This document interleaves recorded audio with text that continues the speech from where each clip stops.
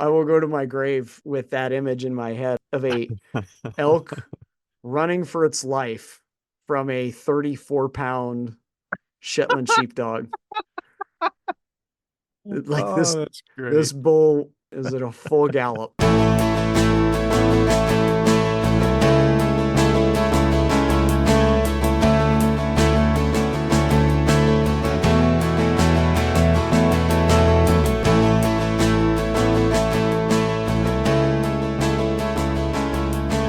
Welcome to the Greens and Blues 14er podcast. This episode, Zach gets tired of hearing me ask him questions. I keep asking them anyway, and we sit down and talk about a trio of 13ers that Zach has gone solo and that are on my wish list: Crystal, Pacific, and Atlantic.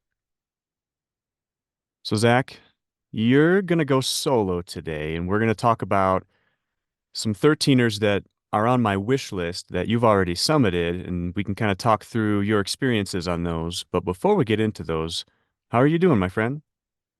I am doing, I know this sounds weird, Eric. I'm doing well, but I'm overwhelmed. I Uh-oh. have I have too much going on. As I've said before, I'm a college professor. This is the time of the year where everything happens all at once. For the next month, my hair will be on fire. All I have Oh is my gosh. grading and committee stuff and preps and all that. And then it just stops. It's like somebody turns off the faucet. So I'm doing great. I feel good. It's all good. But man, could I use an extra 2 hours in the day every day? That would be just delightful if we could stop time. And now you're spending 2 hours farting around with me talking about 13ers. They This is time well spent. Although I literally graded a paper right up until the moment where we started doing this. So Oh my gosh.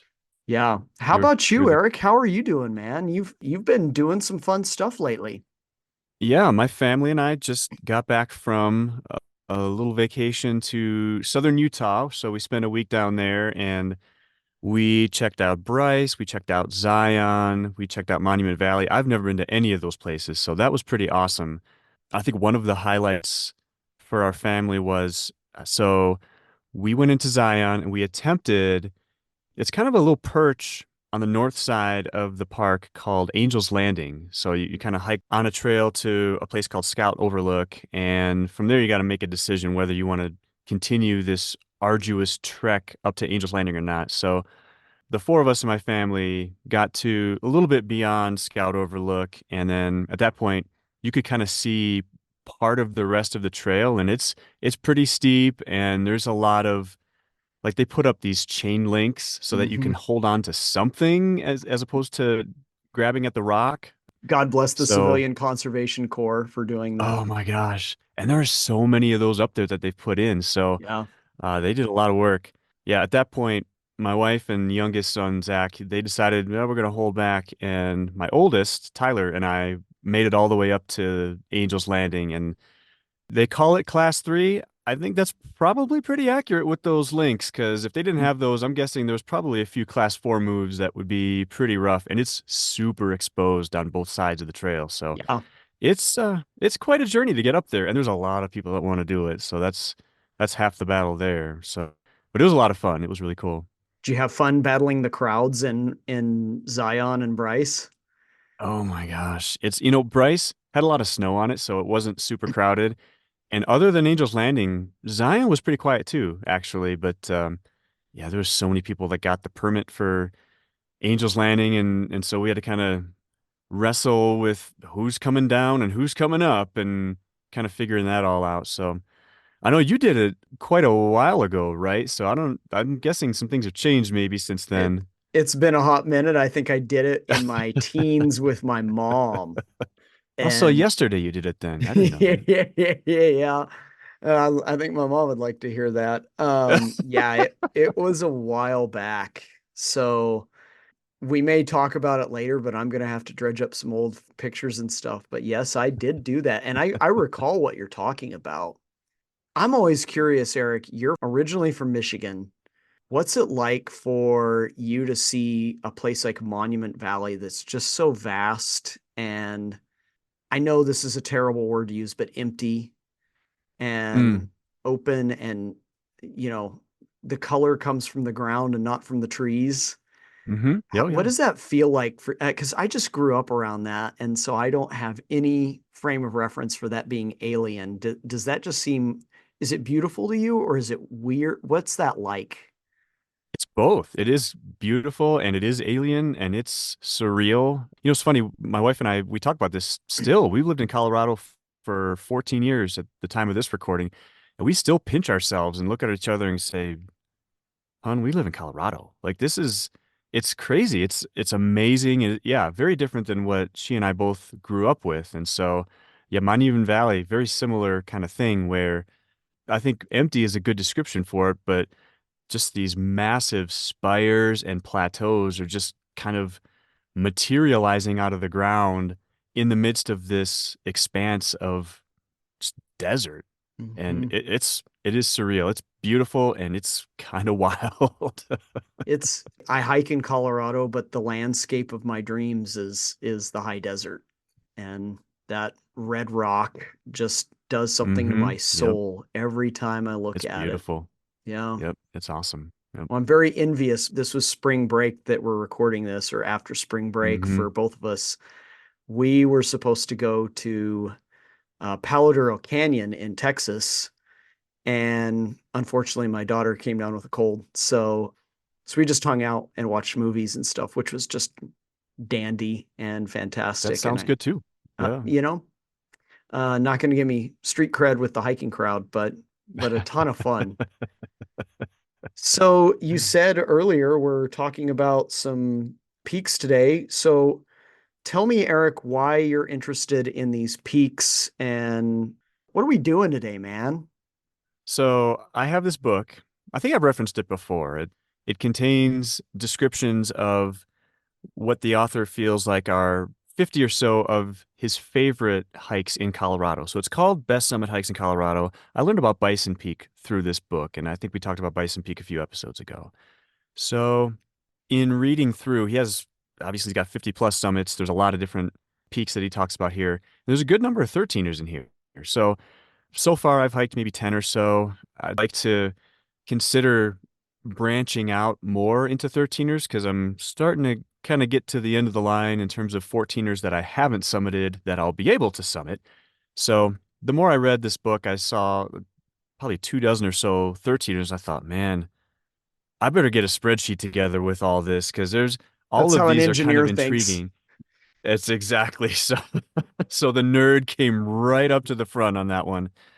But yeah, the more we started talking about it, the more that we realized that this wish list that I've got lines up fairly well in some instances with some of the 13ers that you've done. So we kind of compared notes and decided to say, you know what?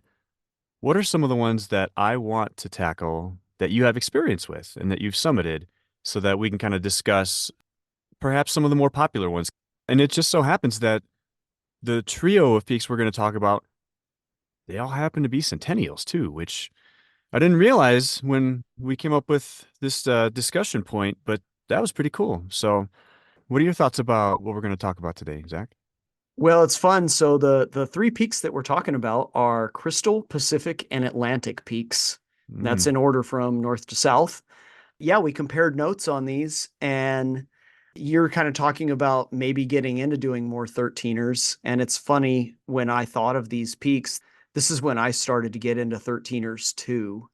I would take my summers, and this was in a day when you could do this affordably.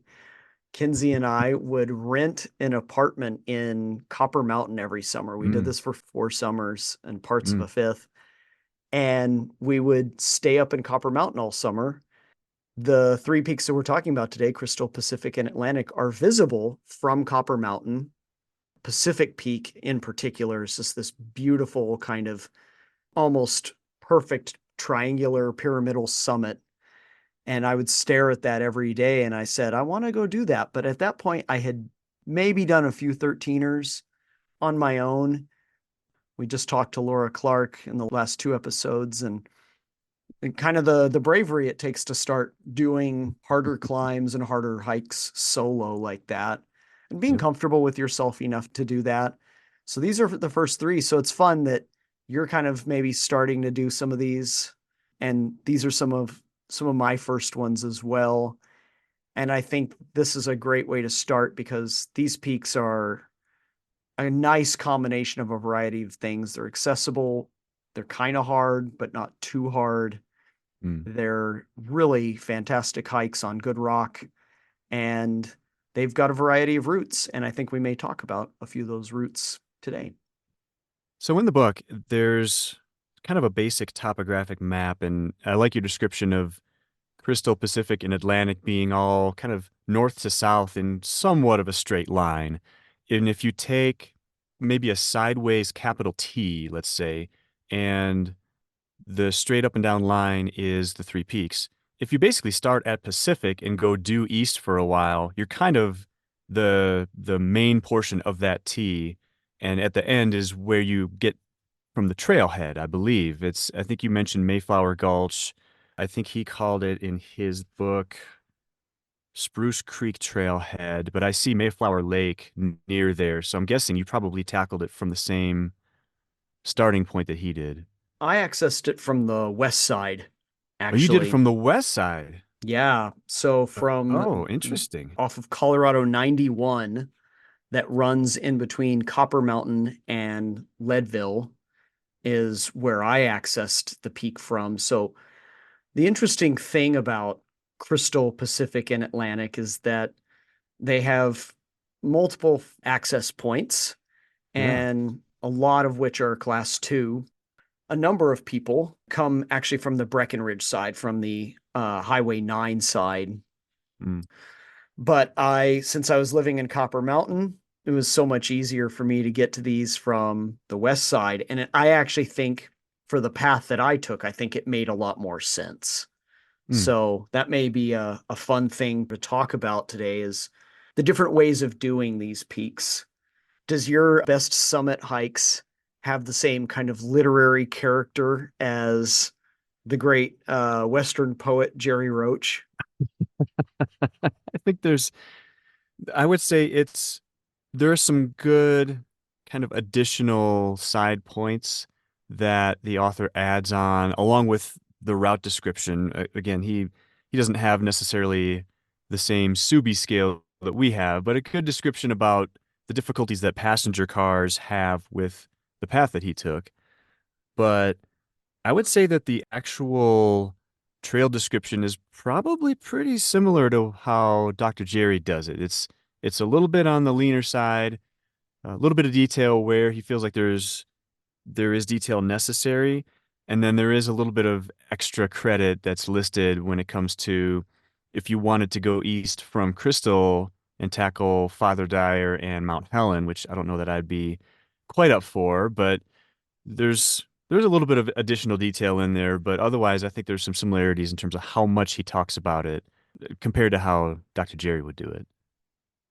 Dr. Jerry would certainly approve of all those things. There are no Jerryisms with these, but so I am No. referencing now for those of you that are not aware of the lore. Jerry Roach put out a book called Colorado's Thirteeners from Hikes to Climbs. Mm.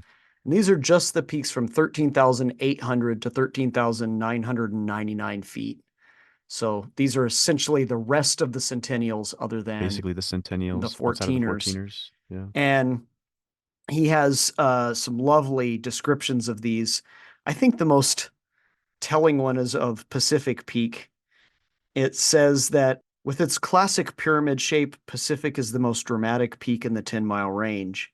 Its rugged northeast, northwest, and southwest faces give it an astonishing appearance when viewed from the north and west. Motorists on I-70 have often exclaimed, "Wow, what is that?"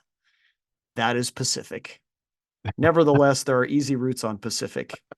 He gives further description, but I like it that he talks about the shape of Pacific is it makes it desirable. It looks harder than it is. You Mm. can make it hard if you want, but Pacific has that kind of aesthetic appearance.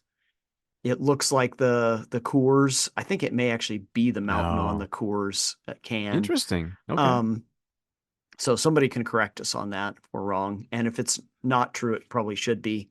But That is Jerry Roach's lovely description. And that's what tantalized me about these, looking out my window at these from Copper Mountain and thinking, I think I could do that. And I think I could do that by myself. So Hmm, interesting.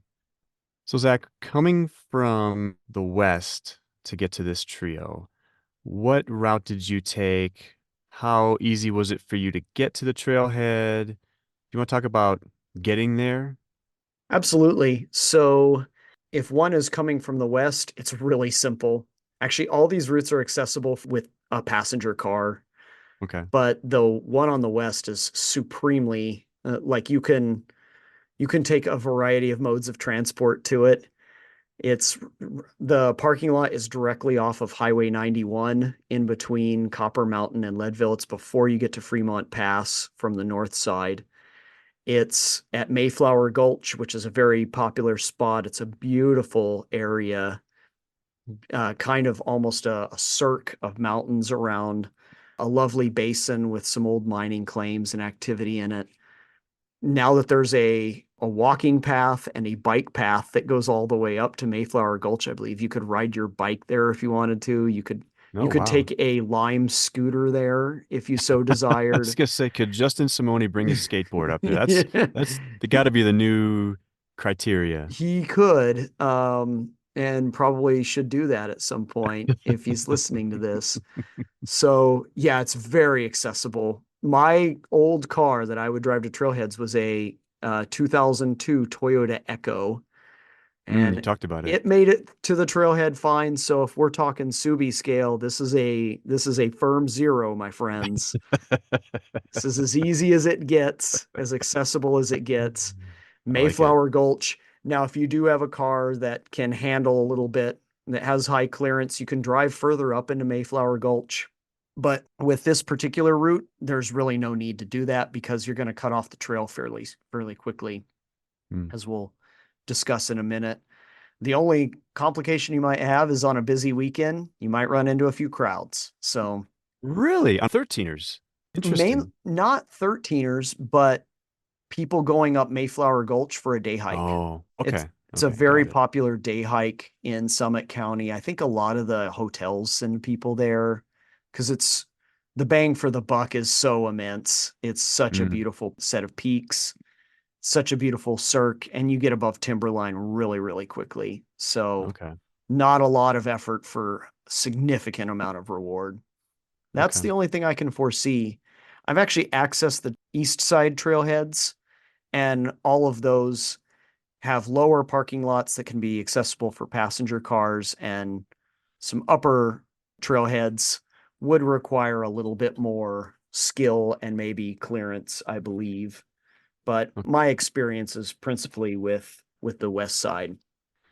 Well, so from the book, it describes coming from the east, and what it basically describes is kind of going most of the way up the approach. And then if you want to tackle all three of them, you kind of break off of the main trail directly to Pacific Peak and kind of spur upwards to Crystal and then tackle all three of them down southward and then kind of spur back up, not recrossing Pacific directly, kind of going, kind of looping back around. Is that pretty similar to how you tackled it from the west side? So from the west side, what you'll do, and there are no route descriptions for this on 14ers.com, so it may not Hmm. be as well traveled perhaps as it is from the east side. You would head up the trail about a mile or so, and then about a mile up the trail, you would break off and go due north and cross a creek. It's a fairly hefty creek, so you're going to have to find a pretty good place to cross. And then you're going to essentially bushwhack in a northeasterly direction for a while until you reach the hump that emerges out from the west ridge of Pacific Peak. And as you cross that, you will then come into a basin that's below Pacific Peak, a kind of cirque there, a beautiful area. It's a kind of high mountain little tarn. For an area that's hiked a lot, that's probably not navigated very much. And you'll cross that, Hmm. and then you will traverse northward up onto the ridge line of Crystal Peak, and then you'll be able to summit Crystal Peak from there. And from there, you'll essentially join the trail you're talking about. You're going to ridge walk Hmm. from Crystal to Pacific and then from Pacific to Atlantic. So that's what they share in common is that ridge line. And if you want to connect up all three peaks, that's what you're going to have to do. I'll talk in a moment probably about the difficulties of addressing that ridge line, but that's pretty much the course that you're going to have to take from then on. So once you get to Atlantic, you hit kind of the southern apex of this route. Do you reascend Pacific and then go back down, or is there a way you can kind of spur back up to avoid Pacific and get back onto the trail to go back to the trailhead? So from Atlantic, you're going to take the western protruding ridge off of Atlantic directly down back in towards Mayflower Gulch. Okay, so it So goes right that back there. it will drop you back down there. Now, if you're a fool like me, you will take a side route off of the ridge line off of Atlantic and descend on scree and rocks and all kinds of Oh heinousness down into gosh. Mayflower Gulch. But if you are wise and have learned my lessons, you will descend straight off the west ridge of Atlantic down into Mayflower Gulch. But Okay. yeah, I should say I did all of this with my newly adopted Shetland sheepdog at the time, the great Lacey, Lacey? uh, Yeah. yeah, Lacey Dogglestone there, and she we'd had her for only about 5 months, and I decided to take her up these peaks, and so she did all of this with me. So if we want to get into my experience of hiking these peaks, there's a couple interesting Lacey moments. I had not really hiked a lot with her yet at that point. So we take off down the trail in the morning, and it's very early in the morning because I live really close to there at the time. So it's probably 5:45, 6 in the morning. We cross the creek, and then she smelled something. And I know maybe listeners will get mad at me for this. She smells something and she just takes off. And I was like, what's going on here? And I hear barking, little Sheltie barks, little yips. And I was like, oh, what has she done now? And all of a sudden I hear this thump, thump, thump, thump, thump, thump, thump, thump, thump, thump, thump, thump coming towards me. And I was like, what the heck is going on? Uh-oh. And I look up and there is an elk, a male bull elk at full run with my dog hot on this elk's heels. Sorry No to listeners, my way. dog was harassing wildlife and this is terrible. I teach environmental ethics. I know this is really, really bad. She's barking and chasing this elk, and I somehow managed to reach down before she chased this elk, probably halfway to Holy Cross, and grabbed her Oh by the my collar. gosh. And she looked up at me like, what? I was having What are you fun. doing? What are you doing, Dad? This is what we came here for, right? Oh my So gosh. we successfully kind of got up that part of the trail, got up to Crystal, and summited Crystal pretty quickly. So if you want a kind of nice description of this, Crystal's very straightforward. Once you gain the ridge between Crystal and Atlantic on the Crystal side, it's really straightforward, pretty easy. If any of you have hiked the 10-mile range, that's good rock. It's really Mm, firm, tends to be big and chunky in that part of the mm. range. The ascent up Crystal was quite easy. We had a little snack there, and then I saw a snowfield, and I thought one should glissade when one gets the chance, right? So I decided to glissade this. Of course, my dog has never observed me glissade Hmm. before, Yeah. and so I glissaded down Crystal with a 1.5-year-old Sheltie barking at me the entire time, running Oh next to my me and gosh. barking. And maybe though she was smart because I got kind of out of control on this glissade and ran into the rocks at the bottom of the glissade run out. Oh And no. maybe she was like, hey, stupid, you're going to hit some rocks. So again, point to Lacey. But then the fun part, from then I regained the saddle between Crystal and Pacific and started working my way up Pacific. Hmm. Here's the mistake that I made. Is that you can and probably should, dear listener, if you are hiking these peaks, stick as closely to the north ridge of Pacific as you possibly can. But I made a an error in judgment here. I was freaking out about my new dog and her ability to Mm, climb when I shouldn't have been because she was way better climber than I was. And so I kept retreating kind of off to the west side, hiker's right, as hmm I was ascending this. And that slowly pulled me towards the west ridge of Pacific as I was ascending. And that, my friends, lies pain. mm, So the west ridge of Pacific, if you look in any guidebook, Jerry Roach's guidebook classifies it as a solid class 3. I can affirm it's a solid class 3. mm. I ended up kind of being pulled there towards the end of my ascent. But if I was to give recommendation, I would say, Eric, stick to the ridge. And if you do, the difficulty should be no more difficult than Castle Peak, the ridge line on Castle Peak, or on maybe the last summit push on Harvard, on a couple other peaks that we've done together. I'd say that's comparable, but I kind of kept dragging myself and my dog unbeknowingly into the onto the West Ridge, and the West Ridge is actually much more complicated, and the rock is a little bit looser there. So as you're kind of working your way up, that's the problem. The real crux of the matter is the last 30 feet or so of the ascent up Pacific. If you look at pictures of Pacific, it's got like a little bump in it towards the top. Okay. And that little bump is actually a little narrow traverse. It's only maybe 3 feet long, but it's only also about 2 feet wide. And you can Mm, go below it, but if you want to get to the summit, you have to be on it. mm. And me having this new little dog and I didn't know what she was capable of, kind of freaked out at that moment. I still made it and she ran across it, of course, like it was nothing, no fear of her own death. But that's probably, knowing my dear hiking partner Eric, that's probably the hardest part. Okay.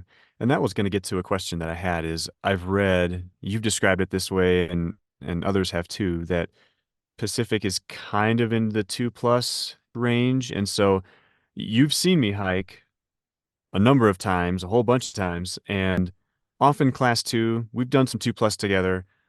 You've seen me at my worst where I've gotten sketched out by 2+ to 3-ish terrain. Do you think that I would have the capability of tackling Pacific, knowing what you've seen me accomplish in the past?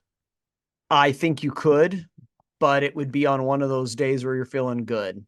So it's Mm-hmm. right Yep. at the edge of I think 2+ is a very adequate description Okay. given the difficulties.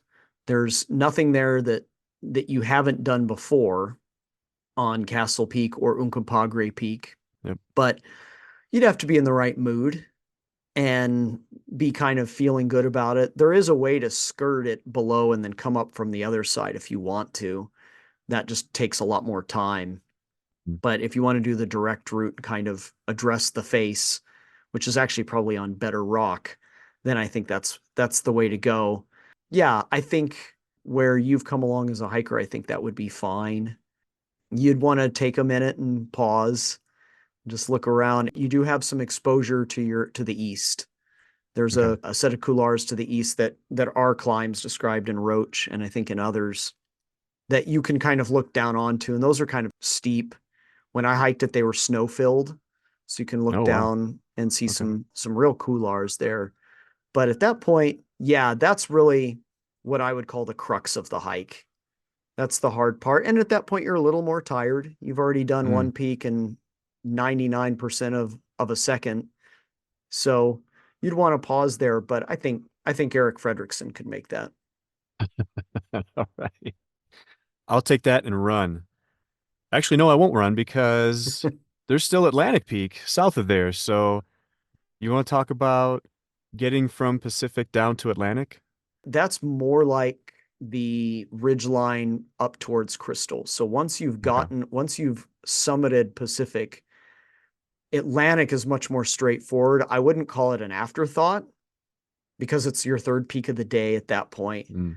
You've done the hardest work. The hardest work is that north ridge of Pacific and, or if you fooled around like me, the west ridge of Pacific. descending the south ridge of Pacific towards Atlantic, if anyone looks at a map, the contour lines are a little more spread apart. It's not as steep. The rock's a Mm. little bit more firm, and it tends to go pretty smoothly, especially once you get to the low point and you start ascending Atlantic. That's a lot smoother. The summit on top of Pacific, for example, maybe a few feet wide. You don't have a lot of space up there. Atlantic, a lot more space. Mm. You can sprawl out and have your lunch up there as I like to do. A lot more secure kind of perch. Yeah, so I would say the real crux of the hike is the Pacific Ridge. The harder part from Atlantic is what you asked about earlier. It's the descent. I think the safest way to descend Atlantic is to go down the west ridge of Atlantic. And that requires patience and commitment. Not Mm. commitment in the exposure sense. You're not getting yourself into any problems, but you may be lured like a young man previously and his dog And his to dog. descend one of the gullies off to the left. And they all go, by the way. I can affirm this. The gullies to the left of the ridge will go, but you will regret it. I just stay on the flipping ridge. That's That's what Jerry should have said in his book. Just yes. stay on the flipping ridge. Do not alter the plan, That's right. as they say in Die Hard. I feel really bad that I took my dog down that too. And but after that I was like, this dog's committed. She's Oh, I'm sure she's a pro. yeah, in hindsight, she's done 65 13ers. But Mm. at the time I was like, what am I doing here? I know. This is not good for this dog. And she's just having a blast. She's probably having a lot of fun. Yeah. Oh, and when we got home, she needed another walk. So yeah. Of course. Typical Sheltie, eh? Yeah. So, quick question, and maybe there isn't a good answer here, but just looking back on the north to south traverse that you did, Crystal down to Atlantic, any value in reversing that? And we're kind of getting into decalibron debate kind of territory here, where some people swear by going up Democrat and down Ross and dealing with that scree, and other people say, "Oh, the scree is so bad, I don't want to go down Ross ever," and so they go the other way. Any thoughts on that, the trio that way? I think from the Mayflower Gulch side, I think it is a matter of ambivalence whether you do one or the other. I think it depends on that crux. If you prefer to be doing the hardest section of Pacific as a down climb or as an up Mm, climb. okay, I tend to prefer the hardest part as an up climb. okay. But if you prefer down climbing harder sections, then I would say go from south to north. And then that also makes sure that you don't have to do any route finding, as much route finding in the morning as you do if you go from north to south.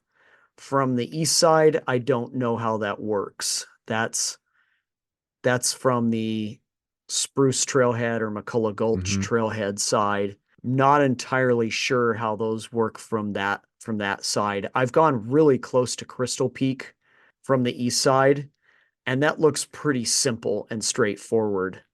But I'm not going to speak for the entirety of that trail. Yeah, I think the book describes really focuses on Pacific and just getting to Pacific from the east side, and then just kind of spurring off and tackling Atlantic and Crystal separately.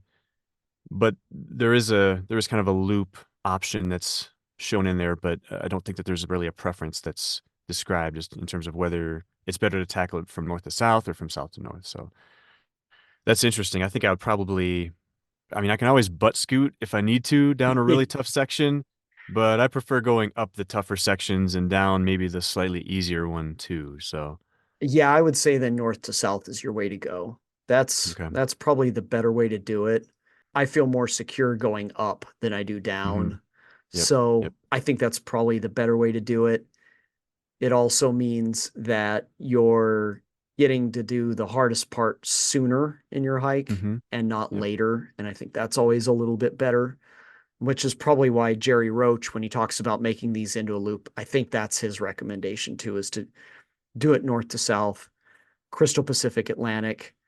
What I can tell you though, if anyone wants to get true extra credit and they want to go then from Atlantic to like Fletcher and Drift, that's a negative Mm. Ghost Rider.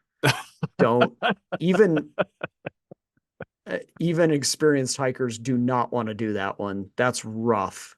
That's class 4 or 5 for sections of it, especially the Okay. Fletcher to Drift traverse. That is not fun at all. And All right. that's committed and tough. There's people that can do it, and I suspect if they're listening to this, they're listening to it for purely Schadenfreude to listen to what two guys like you and me do, not because we're giving them good hiking advice. Yeah, no, I'll be checking out long before that, I think. Yeah. Yeah. If you maybe this is my best advice of the day, Eric. If you're feeling a mountain high on Atlantic and you look south, do not pursue that thought any further, my Don't friend. don't be tempted. Just go home. Call take your chips off the table and go home. Retire early and feel good about it. Yeah. Well, so you've described all three peaks. Well, how would you describe the feeling at the top of each one? Like how is the view from each one? I guess even in addition to the grunt that it took to get there, how much are you going to be working and how much energy are you going to expend on each one? Yeah, those are great questions. The appeal is obvious. They're really pretty. They're aesthetically pretty mountains. The Mm, 10-mile range is this kind of cool serpentine range that goes north south. So at any high point, you're going to be looking south onto a nice expanse of peaks. And you can look north onto the rest of the 10-mile range and the Gores. From there, if you look to the west, you're going to see Holy Cross and the northern end of the Swatch. And to the east, you're going to see the Front Range. So really cool commanding views. The view in particular from Pacific is fantastic. You're really in the highest point from there to Democrat to the south mm, and or Democrat Cameron Lincoln Bross. So you've got a really nice view of everything. There's Rose Tarn, which is below Pacific Peak. Some real neat little high mountain ponds up there that are very pretty. This is a pretty area. And even as close as it is to civilization, there's a fair amount of wildlife up there. There's a lot of mm, elk and deer.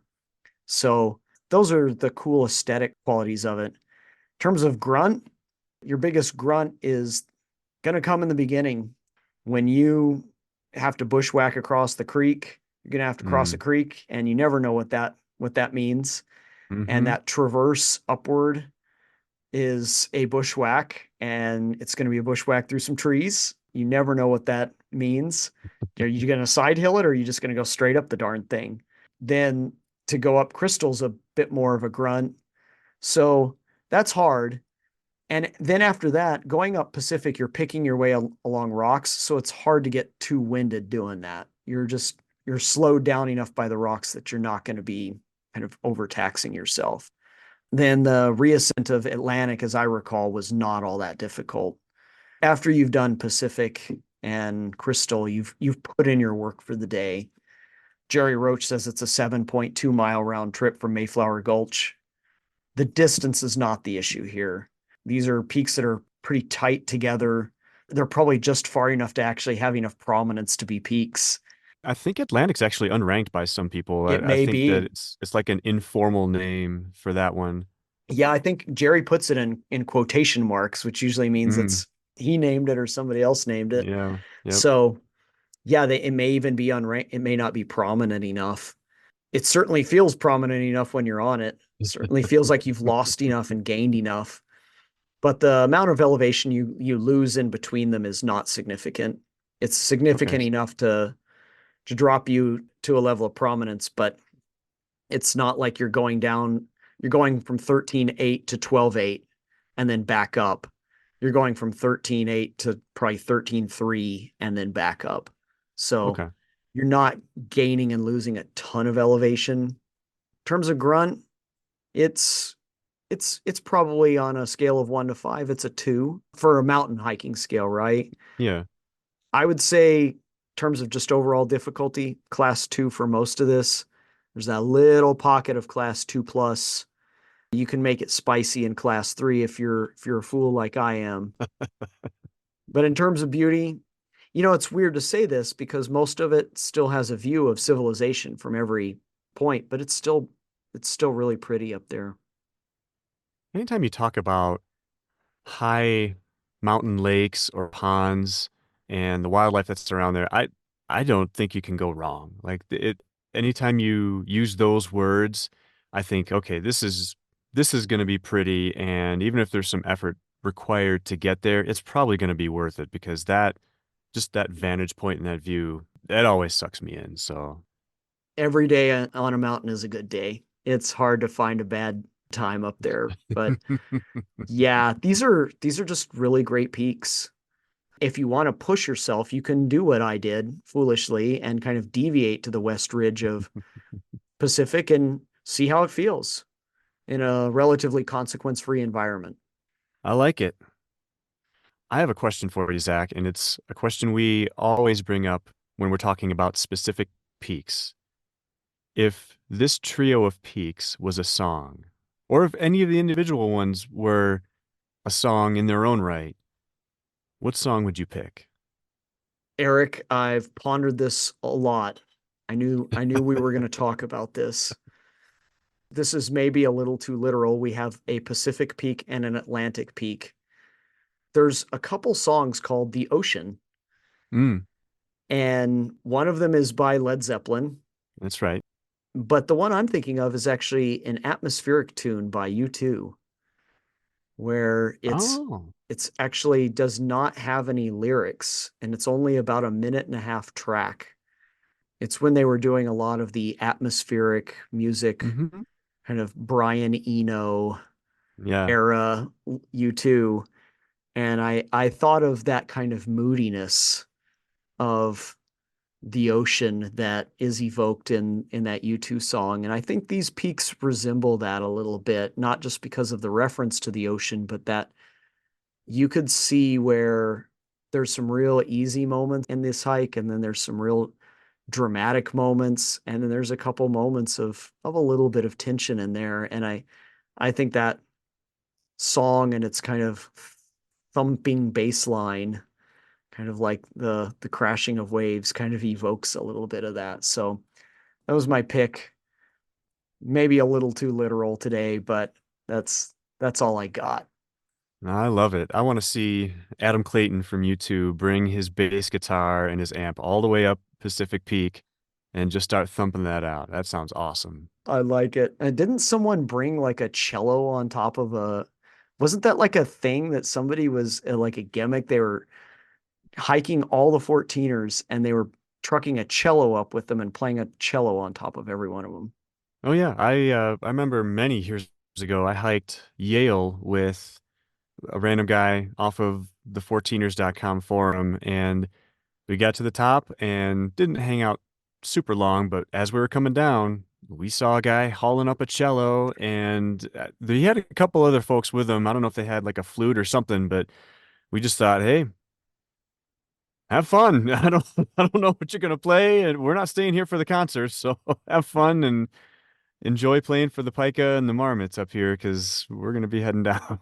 That is a level of commitment. I mean, a cello is not light, right? Like those Oh are my gosh, it's I massive. I see little kids dawdling to elementary school with those on their backs, and I look Gosh. like a little Sherpa there, but that, yeah, maybe somebody should go up, could like take like a Gibson guitar and like an amp or like a Fender and an amp up there and like play thrash metal on top of every peak. I don't know, but Oh man, that I sounds mean, great. I'd love to see the extension cord for that amp going from the trailhead to the peak. I love it. solar powered Marshall amp. Yeah. That That yeah. sounds fantastic. One thing that we haven't talked about, Eric, that we normally talk about here is camping options. Oh, that's And right. let me tell you, my friend, there aren't any. It's it's pretty slim. There's Like a 0 on the camping scale. yeah, maybe we go negative. Maybe we go into imaginary numbers here. I squared. It's yeah, it's if anyone's tried to camp in Summit County, it's not easy to find it. Hmm. And the closer you get to Breck and Copper Mountain, Dillon, Silverthorne, the harder it is. Yep. Best advice I can give is you can maybe on the west side go in on Mayflower Gulch Road, find a place to park and sleep in your car if you can do Hmm. that. I rarely see people camping in that area though, because it is so hard to find. If you do know of a spot, you can email us at greensandbluespodcast@gmail.com and tell me. I found a few in the area, but I tend to camp somewhere closer to Leadville and then drive up if Hmm. I'm doing a peak like that. So for what it's worth, there aren't a lot of good camping options nearby. If you're looking for that kind of experience where you get to camp out, wake up in the morning and then just leave from your tent site, that's probably not going to be a thing that you get to do on any of the trailheads. McCullough Gulch has a few, but they're pretty hard to come by. Okay. One other thing we typically talk about is after the hike, where do you go to eat? Breckenridge is nearby. We talked about a few places when we talked about Quandary, but and knowing that you've lived in Copper Mountain, any thoughts around places to eat around Copper? This is where I disappoint everybody. No, there are places to eat in Copper. It's a full service little town. Like you can go there and Hmm. get, they're always grilling burgers or doing something in the main village of Copper Mountain. But in terms of stuff that's like truly worth recommending, I've had very few of those experiences in Copper. Yeah, I don't have anything great there to tell anyone.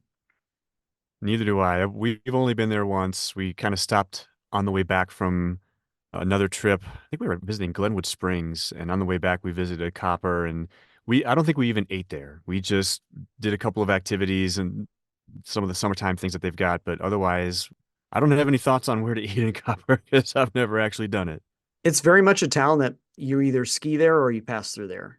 Hmm. And it doesn't have many permanent residents. I saw that in the summers, maybe a few dozen or a hundred or 200 permanent residents there. It's a ski village that Yeah. happens to have some housing in it. And yeah, it doesn't in the summertime when most people would be doing these hikes, there's not a lot to eat around there. You'd be Mm. better off going into Breckenridge or Dillon or Silverthorne and doing one Hmm. of the many fantastic options in those towns. Well, Zach, I appreciate you going through my wish list and combing through the archives of your and Lacey's adventures on the Pacific Trio here. There's a lot of fun. Well, I'm glad it was fun. Eric, I think we've locked it in. You're going to go do these this summer with your new Shiba Inu, and you're going to break the dog in a little bit to Colorado living, and then come back to us with the report of how it went. And you're going to not do all the things that I did wrong on this. And I'm also going to dodge a bull elk like you did on the way up. I will go to my grave with that image in my head of a elk running for its life from a 34-pound Shetland sheepdog. Like Oh, this that's this great. bull is at a full gallop. And it did Oh, not pay any attention to the person. Like it went maybe 3 feet past me and it was I like, was going to ask how close it see got to ya. you. It came Oh really my close to me. It was gosh. like, nope, I got bigger things to worry about than you right now, dude. Got I this got a little dog chasing me. insane little sheepdog on my heels. Oh, that's great. Yeah, before we talked about this, I went through my pictures and looked at pictures of the hike because I kind of take pictures all along the route as I go. Yeah. And all my pictures of my dog, she's just blissed out, every one of them, just like the biggest, like happy dog face with their tongue sticking out and just Yep. ears perked up. For a dog that was abandoned and had four different owners in a year in southeastern Oklahoma that got rescued, I think she had finally arrived in paradise at that point. Like I think that was the highlight of her life. There you go. Well, hopefully that bull elk has recovered from the trauma that he experienced, but I've hiked with Lacey a few times. She's fantastic. She would always smoke me up the mountain, no matter where it is we're at. So good on you for rescuing an awesome pup. Well, Zach, this was a joy as always. If our listeners do want to get in touch with us with camping spots near Mayflower Gulch or Mm. anything else that we've talked about here, how are they going to get a hold of us?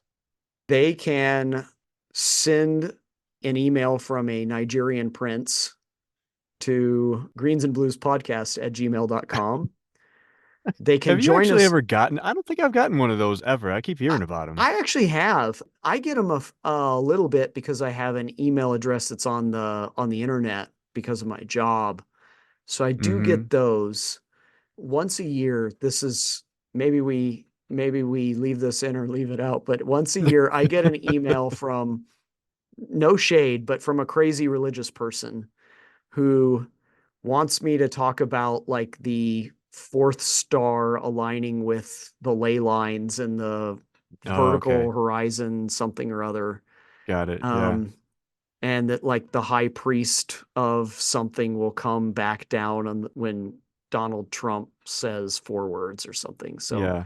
Yep. I used to get letters. I would get letters in the mail. These people just, this is what happens when you're a religious studies professor. You Really? just They would get a, actually write to you. yeah, I'd get them in, for some reason, blue ink. But yeah, I'd Hmm. get letters in the mail. I don't get those anymore. I do about once a year, I get a crazy email. So all that is to say, you can reach me at my work email, but uh, Greens and Blues Podcast at gmail.com. We have a Facebook group, Greens and Blues Mm. Podcast.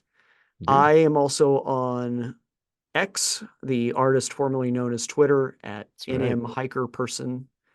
And I think those are all the ways to find us. I just set up a Greens and Blues YouTube channel, Oh, and if we get to the point, I may actually post a couple of videos. We talked about Angel's Landing before. I took a few mhm. videos on the way up and at the top, so I may post those as some additional bonus content, but maybe as the summer progresses and we go on our annual hikes, maybe we can take some videos along the way and post them there as well. So, not much there to see now, but hopefully in the future you can see our crazy mugs gallivanting around Colorado. As the influencers would say, like, follow, and subscribe. That's right. Hit the bell. Ding! Thank you so much, Eric, for asking all these great questions, and we'll catch you later.